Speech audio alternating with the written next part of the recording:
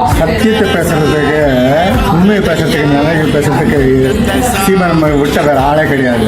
ஆனால் அன்பார்ச்சுனேட்லி தமிழ்நாட்டு மக்கள் அவர் அப்ரிஷியேட்டும் பண்ண மாட்டாங்க, இதுவும் பண்ண மாட்டாங்க.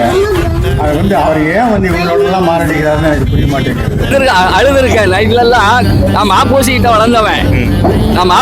வளர்ந்தவன் தமிழனுக்கு நாதியே இல்லை என்று அழுது கிடக்கும் போதுதான் சீமான் வந்தான். 15 வருஷமா உங்க பிள்ளை கத்துனத இப்பதான் பரத் சக்கரவர்த்தின்னு ஒரு நீதிபதி சொல்றாரு, பூமி தாயின் மாறை அறுத்து ரத்தம் குடிக்கிறாங்கடான்னு. இன்னைக்குதான் ஒருத்தர் காதல மலை நம் தாயின் மார்பிள்ளையா, பூமி தாயின் மார்பிள்ளையா, அதை குவாரி என்று வெட்டி மலையை மணலை யாரால் உருவாக்க முடியும்? உங்களால் உருவாக்க முடியாத ஒன்றை அழிக்கிற உரிமை உங்களுக்கு யார் கொடுத்ததுங்கிறான். வளங்களை சுரண்டி கொழுப்பதை வளர்ச்சி என்று உங்களுக்கு கற்பித்தது எவன்டா?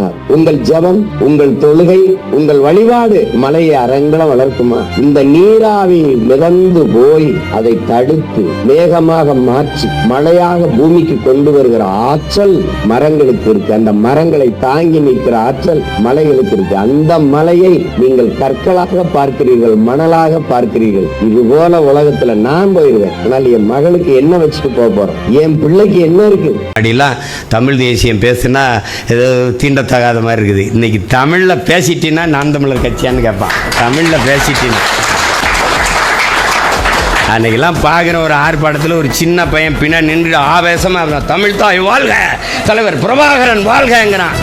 சரி, 2 பிள்ளைய நான் பார்க்குறேன். இந்த பாராளுமன்ற தேர்தலில் பச்சை பிள்ளை 2 பிள்ளை நான் கூட அந்த என்னுடைய தனிப்படத்தில் வச்சுருந்தேன், இந்த ஸ்டேட்டஸில் வச்சுருந்தேன். 2 பிள்ளைய அந்த கொடியை அப்படி பிடிச்சிக்கிச்சு, துண்டறிக்கை பிடிச்சி சின்ன தங்கச்சி அது 2 பிடிச்சிக்கிட்டு தெருவில் வருது. எனக்கு என்ன தோணும், இவங்களுக்காகவாவது போராடி தாகணும்டா, டே வெள்ளம்டா.